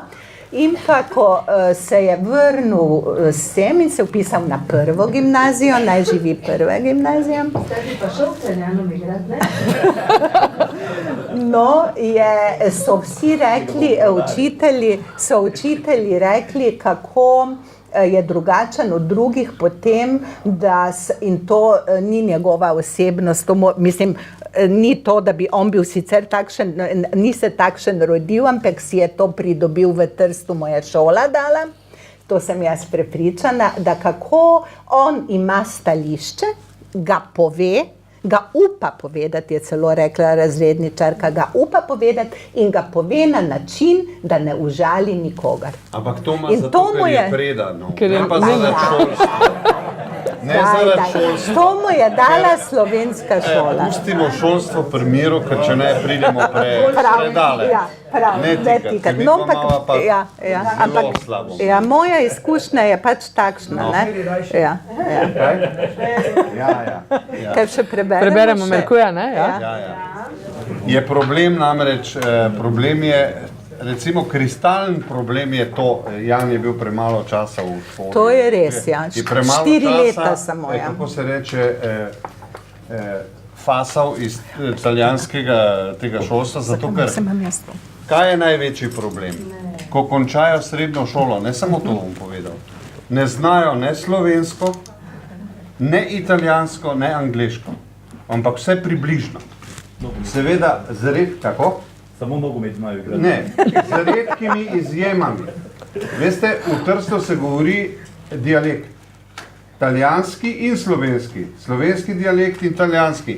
In pravzaprav čisti tržaški dialekt je pa mešanca obojega. Ja, ko smo dali otroke v vrtec, sta prišla domov, slovenski vrtec seveda, in sta rekla, mama, če sedjamo blizek. Ja. Da sedimo blizu. Ampak, če samo ta problem jezika, ki je pa stvar identitete, in zakaj se dogaja potem, jaz zdaj govorim o mladini, zakaj se dogaja, da slovenska, ta tržaška mladina, ki pride v Ljubljano študirati, se boji soočanja z slovenščino oziroma so rajši tiho, ker se bojijo, da bi se jim smejali. Jaz moram reči, da sem imel podobno izkušnjo, ko sem z Maribora prišel. Meni so se prvo leto smejali, pa jaz sem jih gledal, dokler nisem gotovo, da se smejijo v moji štajerščini, recimo, ne. Ampak tukaj je, in potem raje molčijo, ne. In enako se dogaja, oni znajo italijansko gramatiko, vse, ampak pogovor, govorijo pa v bistvu v dialektu, tudi doma, recimo, če imajo italijanske starše. In potem imajo manj vrednosti občutek nehote proti Italijanom. Razumete, da je to stvar osebne svobode. Če se ti ne moreš svobodno izraziti, oziroma če ne tvegaš, da bi bil osmešen ali karkoli, potem raje molčiš, ampak potem nisi akter. Ne razumete, kaj govorim? To je ta glavni problem, recimo. Ta glavni problem. Mi lahko govorimo, da je doseženo v zvezi z Italijani ena stopnja visokega srednjega šolstva in vse, recimo, doseženo vse, ampak kakšne kvalitete je to izvajanje tega šolstva, tu so pa velika vprašanja. Ampak jaz sem nocoj zelo polemičen, ker pač mislim, da ljudi... Ampak dobro, da smo se lotili te teme, Kaj bi govorili samo rožice sadili, pa kako je lepo pa vse. Mislim, to so realne stvari. Ja, in ti tam živiš. To so dejstva in to so problemi. Da smo dvojčke prepisali, ker je bila situacija ne tako rožnata kot pri tvojem sinu, iz slovenske zamejske šole v koprsko in ni nam žal. Ja, vidiš, meni pa ni žal, da je bil v slovenski šoli. Moja izkušnja je dobra. Da je škoda, da niste šli v prvem letniku že v koprsko gimnazijo. No, ampak pustimo zdaj to. To so pač dejstva. No, se je pa našemu sinu zgodilo, da so šli na beli teden, se reče, to je zimovanje na Roglo. In tam so bili Krajnčani, vrstniki, enako stari, in ko so slišali ta čuden dialekt, ki ne zveni italijansko, čeprav je slovenščina, so začeli jih zmerjati z makaronarji in se je Jan strašno razjezil. Njega na Rogli, na njegovem terenu, neki Krajnčani zmerjajo z makaronarjem in je znorel, in je rekel v taki mariborščini, čujte, vi je rekel, še malo me zabavajte, pa bom jaz poklical Viole, jaz jih poznam. Jaz imam veze. Res pa je, Lali, da je vaša, zdaj, če se zresnimo, vaša izkušnja je drugačna, ker vi ste tam, nam je bilo lažje, ker mi smo bili prišli, ki smo za 4 leta prišli in odšli. Moja izkušnja s slovensko šolo v Italiji je dobra. Če pa bi ostali in bi potem on tam nadaljeval, to vprašanje, kako bi bilo. Pa imamo težave z znanjem, Namreč govorimo iz izkušnje, ker recimo mi dva imava dvojčke, ki so pač hodili celo šolo, se pravi vse šole, od rojstva, od vrtca, od rojstva do... Vrtec je bil super. Od rojstva do svojega 16. leta sta živela v Trstu. Pol sem jih pač prepisala jaz in Lali na drugo šolo, ker so bili veliki problemi, pa ne z njima. Namreč hočem pa povedati to, da je Urban, eden izmed sinov v slovenski je to 8. razred, kaj že bil eden izmed najboljših učencev in jih je šlo iz Furlanije, Julijske krajine. Vse najboljše so pač avtobusi jim rezervirali in za nagrado so jih peljali kam, v Maribor. Je rekel, pa kaj bom, jaz mama hodo v Maribor. Pa to je mirno, ker sem vsaki dan v Mariboru.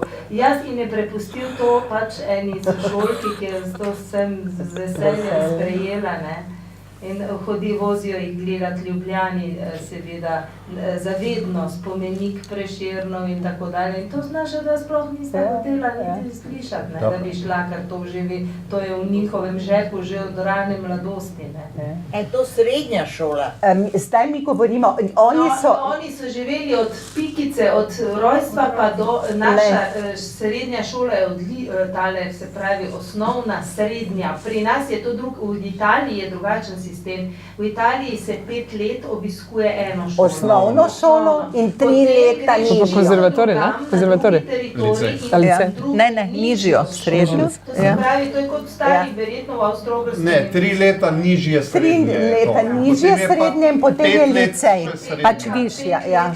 In oni govorijo o tej, po našem srednji šoli, jaz pa Ja, licej, Ja, o liceju ja, govorim. jaz pa govorim ne, v zvezi s svojim sinom o osnovni šoli, ne, o zadnjih 4 razredih ne, oziroma 3 osnovne šole. In te so izkušnje so dobre, res pa je, kot je zdaj on ne rekel, pomanjkljivo znanje naravoslovja, ker je program drugačen. Ampak meni je bilo dosti več vredno, da je on si upa tako nastopiti, povedati svoje stališče in ga zna zagovarjati, kot pa matematiko, pa biologijo, pa kemijo, ker to se lahko nauči, ne, tako jaz gledam. Ne. Ja. Ni samo naravoslovja, jeziki so popolna nula, angleščina, italijanščina in slovenščina. V vseh 3 jezikih so ljudje nesposobni govoriti poleg naravoslovja, tako da je problem. V zamejstvu imamo velik problem, Verjamem, ja. treba govoriti problem slovenskega jezika, ne morem govoriti o problemu italijanskega jezika, ki tudi je, ampak problem slovenskega in angleškega jezika je pa izjemno velik. Ampak to potem že ti govoriš po našem srednji šoli. Na liceju. Se gre V na... vseh šolah. Ta licej srednja šola. Ja, licej je srednja, ki pa traja 5 let. Dajmo še nekaj povedati o tako zvanem založništvu tržaškega tiska. Tam je, oni so zelo lepo začeli, ker so imeli sredstva, ne? Ampak kako so pa delali, ne? Ta prvi, ki so ga odpustili, je pravzaprav najbolj sposoben človek in najbolj inteligenten in izobražen je šel Miran Košuta, je moral iti proč, ker so ga dali na cesto. Italijanom. Šel je k Italijanom in so mu učitali, da je šel k Italijanom. To, kar je Julinčič govoril tudi. To se pravi, tvoje ti ne pomaga, ne? Ampak hoče več založištvo tržaškega tiska. S kamioni so vozili neprodane knjige, mase knjig v Vevče v razrez, v papirnico. In slučajno je v Sežani je ta znana knjižničarka, gospa zdaj v pokoju, Lučka Čehovin, ona je bila izredna knjižničarka, vsak mesec po 2 predavanja ali pa kakšne predstavitve vse. Ona je ustavila kamion in je tam nabrala knjig in enkrat sem prišel jaz v knjigarno in rekla, izberi si, kar hočeš. In se je izbral cele knjige, vse nove, vse, ker so šle vse v razred. Skratka, zdaj imamo, hvala Bogu, imamo knjigarno, ne? Ampak prejšnja knjigarna, zelo lepa, v zgradbi, kjer je Slovenska gospodarska zveza, ne? So bili tudi Italijani krivi, pod narekovaji, ampak veste, tam so prodajali ne knjige, majolke, kot trgovina Dom, recimo, majolke, redke spominke. Vmes pa tudi knjige. Vmes pa tudi knjige, ampak še to tiste jubilejne, kakšne knjige in tako. Nič tistega, da bi človek, recimo pa te lectove, te iz kruha, take stvari. Ampak zakaj, Lali? Zato, ker so dobivali dotacije in nihče jih ni klical na odgovornost. Dobivali so iz Slovenije, iz Jugoslavije, iz Slovenije denar. Zdaj pa imamo mi že pravo omizje.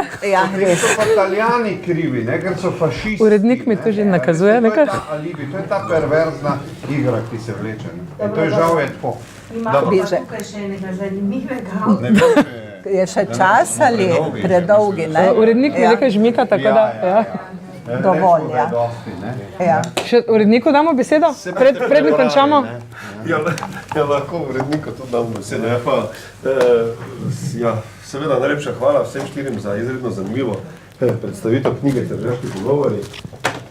Knjigo lahko tudi kupite danes sicer po redni ceni 19 €, ker po nekem neumnem zakonu, ki ga ne razumem, knjige založniki po preteku 6 mesecev od izdaje ne smemo prodajati po znižanih cenah. Zato pa lahko prvo knjigo od spoštovane avtorice Darke Beograjski pogovori kupite po 10 € oziroma 12 € samostojno. Pa še majhna pozornost, strani založbe, Kulturni center Maribor. Andreja, najlepša hvala, naša sodelavka Andreja. Pri Moniki pa lahko knjige kupite za praznike, nekaj tekočega vsakemu. Izvolijo. Najlepša hvala za... Darka. Bom stala. Srečno novo bomo kasneje. Ja, hvala. Ja. Andreja, hvala. Vidite, da se splača knjige pisati. Hvala, Dušan. Hvala ti. Ne, Darka. Nismo. Seveda pa predlagam en velik močan aplavz za vse 4 naše goste. Pa vam, vsem vam, ki ste prišli.